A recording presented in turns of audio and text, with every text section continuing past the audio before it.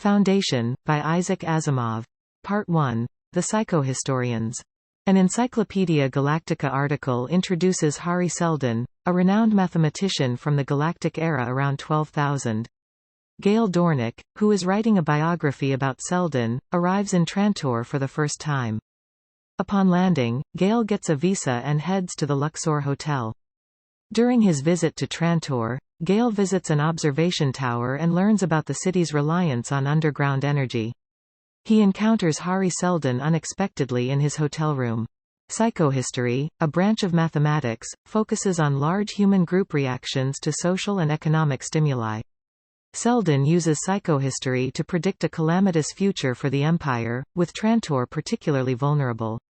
Seldon also reveals that his project is under scrutiny, with a small chance of execution. Gail agrees to meet him at the university the next day. As the once powerful Commission of Public Safety has declined, Gail Dornick finds himself detained and questioned about his involvement with the Seldon project. Gail, ignorant of Trantor's predicted downfall, learns that Seldon has also been arrested. During Seldon's 3-day trial, he explains his project and psychohistory to the Commission of Public Safety. Despite accusations, Seldon maintains that his aim is to mitigate the effects of the impending destruction and preserve knowledge. After adjournment, Seldon and Gail meet with the Commission. Emperor Ling Chen, unconcerned about distant future events, proposes executing Seldon to avert predicted chaos. Seldon argues this would hasten Trantor's fall. Chen suggests Seldon continue his work from another planet, which Seldon accepts, then arranges for the move. On their way to the university, Seldon reassures Gail about the future. At the university, under martial law and facing a departure deadline to Terminus, Seldon reveals a secret stash of microfilms in his spy-proof office. He also explains their plan of manipulation, why they couldn't stay on Trantor, and the advantages of Terminus. Lastly, he discloses his looming death and succession plan. Part 2. The Encyclopedists, 50 years have passed. Terminus, settled by encyclopedists, faces isolation as the royal governor of Anacreon declares himself king. Louis Perrin, working on the Encyclopedia Foundation, dismisses Hardin's warnings about Terminus protection and the upcoming Anacreon envoy, preferring not to engage in politics. Anselm Hot Roderick, envoy of Anacreon, arrives at Terminus and meets with Salvor Hardin and Louis Perrin. Tensions rise during their discussions, revealing Anacreon's imperialistic intentions and their lack of nuclear power. As Terminus mayor, Hardin attends a Board of Trustees meeting. When Perrin announces that Lord Dorwin, Chancellor of the Empire, will be visiting, Hardin questions his ability to handle the anacreonic threat and declares that the Galactic Empire is collapsing, causing tension among the board members. The mention of Hari Seldon's upcoming vault opening, potentially containing a solution, leaves the board unsure. Hardin finds Lord Dorwin and Perrin discussing an encyclopedia, providing an opportunity for Hardin to bring up the power plant meltdown on Planet V of Gamma Andromeda and the problem of nuclear power loss in the periphery. Lord Dorwin downplays the issues and deflects further discussions. During a board meeting, Hardin reveals the treaty's specifics, indicating that the Empire and Anacreon can't exert power over each other. Accusing Lord Dorwin of misinformation, he suggests they reject Anacreon's ultimatum and await the vault's opening in 6 days. Hardin and Johann Lee plan a coup, believing that the Board of Trustees will be powerless afterward. Despite initial uncertainties, they proceed with their plans, trusting in their strategy. Inside the vault, the board and Hardin are confronted by a hologram of Hari Seldon, who reveals the true mission of the Encyclopedia Foundation to establish the foundation for the future Second Galactic Empire and urges immediate action. After the revelation, Hardin realizes that the board has lost power, and the answer to their crisis is evident. Part 3. The Mayors, 30 years have passed. Mayor Hardin is visited by a group of young councilmen, led by Sef Cermak, who criticize his foreign policy. After the councilmen leave, Hardin reveals that Ambassador Verisov is returning. Poly Verisov, the High Priest of Anacreon and ambassador to the Foundation, warns Hardin about Prince Regent Venus's impending attack on the Foundation. Verisov suggests they spend some time relaxing, but they must be cautious not to be recognized by the new political party in the Foundation. Louis Bort returns from Anacreon, reporting that their mission is doomed as the authoritarian religion has gained control. Troubling rumors circulate, suggesting that Hardin may be in cahoots with Anacreon, and there are preparations for a battlecruiser. Levi Norast arrives and drops a bombshell. Hardin is heading to Anacreon. This revelation prompts the group to contemplate impeaching him. The Time Vault was crowded with men awaiting Hari Seldon. Cermak and Bort, who once opposed Hardin, now join in the vote of confidence. Lee frets over Seldon's potential failure and the annexation of the Four Kingdoms. Seldon speaks about the Foundation's progress and the danger of regionalism, mentions another Foundation in another galaxy, and departs.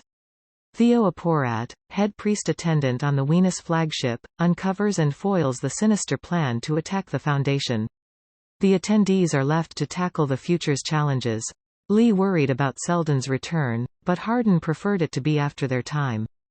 Salvor Hardin arrives on Anacreon, where he observes the grand event of the coronation, but it is during a private meeting with Regent Venus that things take a turn. Venus unveils his plan to attack the Foundation, but Hardin surprises him by informing him that the planet is under an interdict, causing all the priests to go on strike.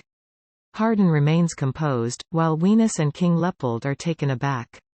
Soldiers refuse Venus's command to shoot Hardin, and a tragic twist occurs when Venus accidentally kills himself.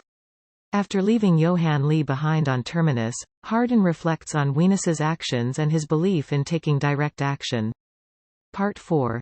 The Traitors. 55 years have passed.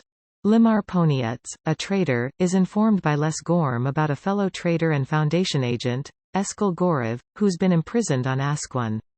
Despite the risks, Ponietz decides to rescue him. On arrival at Asquan, Ponietz and Gorov are intercepted and accused of trespassing. Ponietz tries negotiating with the Grand Master, pleading for Gorov's life and discussing the Foundation's wealth. Ponietz visits Gorov in his cell under the guise of a spiritual advisor. Gorov directs Ponietz to negotiate his release with gold from the Foundation. Despite his doubts, Ponietz agrees. The Grand Master accuses Ponietz of bribery, but Ponietz unveils a device that can transform iron into gold. He convinces the Grand Master with a demonstration and suggests using the gold to adorn shrines. Despite objections, the Grand Master keeps the gold and detains Ponietz for 30 days. Ponietz offers Farrell a chance to increase his power with the transmuter machine. Farrell, after ensuring confidentiality and payment security, considers the offer. Ponietz successfully exchanges Gorov with gold produced by the transmuter. He reveals to Gorov their subsequent plan of blackmailing Farrell, the council member, using a recording of him misusing the transmuter, securing an advantageous deal with his mining estates. Part 5. The Merchant Princes. 70 years have passed. Hober Mallow, a traitor-turned-merchant prince, is asked by Jorain Sut, the mayor's secretary, to investigate the disappearance of 3 trade ships in the Corellian Republic. Mallow agrees, leaving Sut questioning his true intentions. Publius Manlio, the foreign secretary and primate of the church, meets with Jorain Sut. Sut believes that a third Seldon crisis is looming and suggests combining the roles of primacy and mayoralty to counter the unchecked power of traitors. Hober Mallow and Jane Twir plan to join forces for traitor representation in the council.